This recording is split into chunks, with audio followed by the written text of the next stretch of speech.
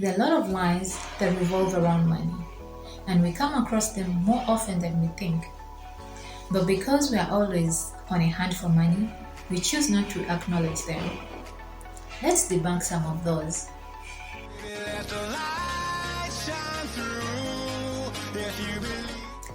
Hard work equates to wealth. That's the biggest lie of all time.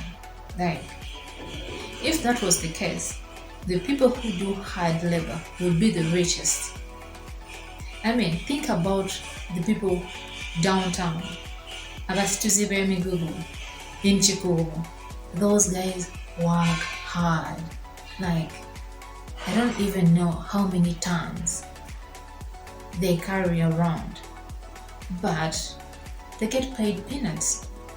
Think about the people on construction sites, those who do pottery work. They mix the concrete, they pass the blocks, all that. They do the real hard earned labor.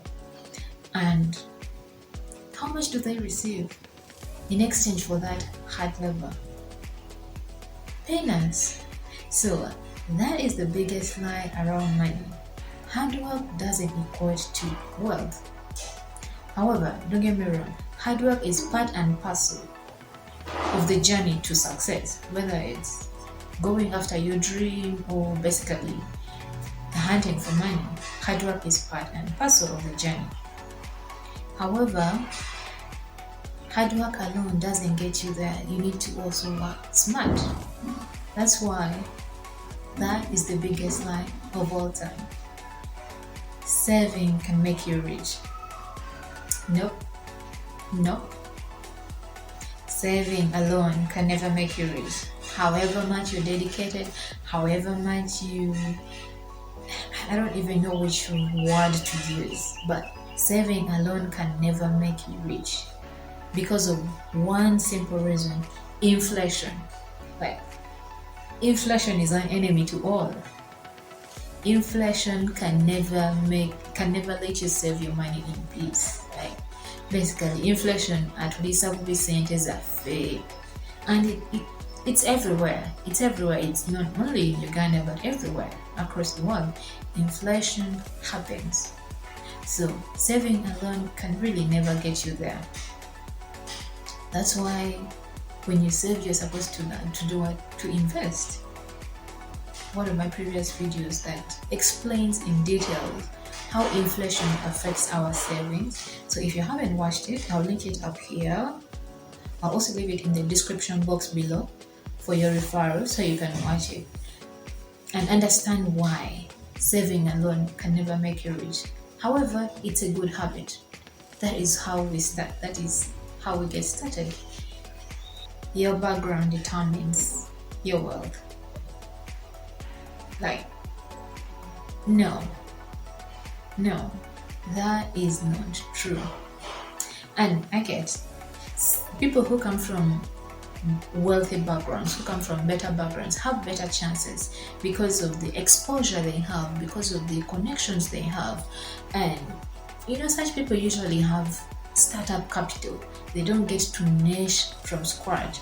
Like people who come from a poor background like myself, people who come from excruciating levels of poverty. But even so, that doesn't determine your wealth, because we've seen a lot of success stories of people who came from backgrounds with excruciating poverty and they made it in life.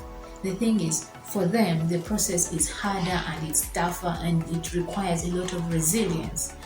But when you're dedicated, you get to make it. So don't ever sit back and be like, I come from a poor background, I can never be rich.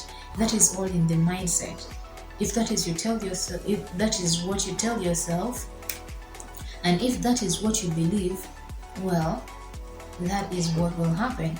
However, if you decide, still back to the mindset, if you decide to make a change, if you decide to dream, to see it and work towards it, of course you can get there.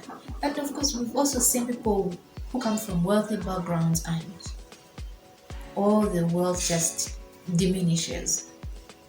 So your background doesn't determine your wealth or you having money or not. That is a big lie. Talking about money is rude. How? Where? Since when?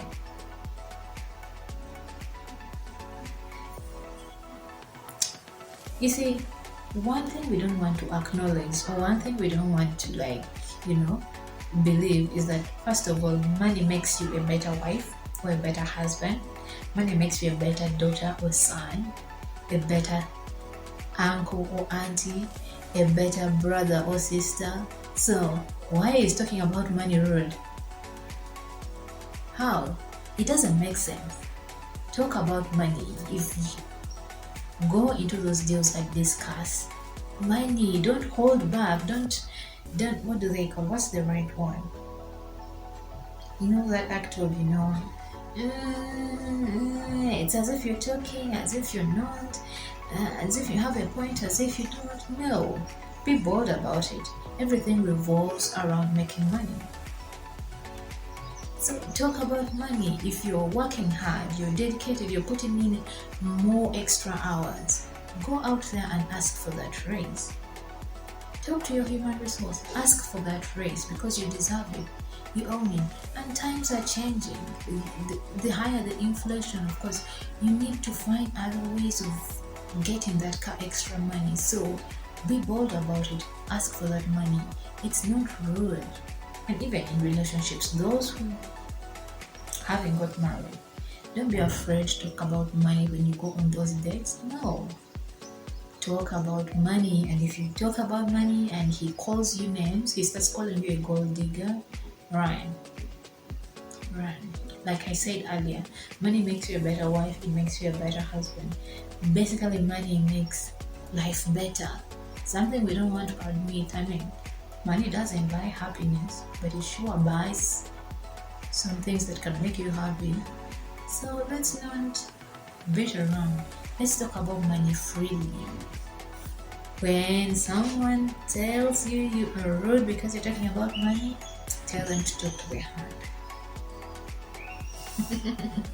I'm kidding, but just be bold about it. Don't hold back. More money equals to a higher lifestyle. That is so wrong. That is the biggest misconception I've heard about money. I'm not saying when you start making more money, you shouldn't aim for a better lifestyle. I mean, why are we working in the first place? To have a comfortable life, So, but it doesn't mean that, the moment you get a raise, the moment you get some extra money, the moment your side hustle starts picking up, that you completely switch your lifestyle to a higher lifestyle. You can make your lifestyle better, but don't overdo it again. Don't overshoot. Yeah? For instance, if your lifestyle was here, don't just shoot up to here. If your lifestyle was here, when you make a little bit of money, you can upgrade it to here. And then when you make more, you upgrade it to here. Gradually, like that. Otherwise, for instance, let's say if you were driving a Toyota car, which is convenient and affordable, the moment you get a raise, you decide to completely switch to a G cross-country. Like, what are we doing? The money will run.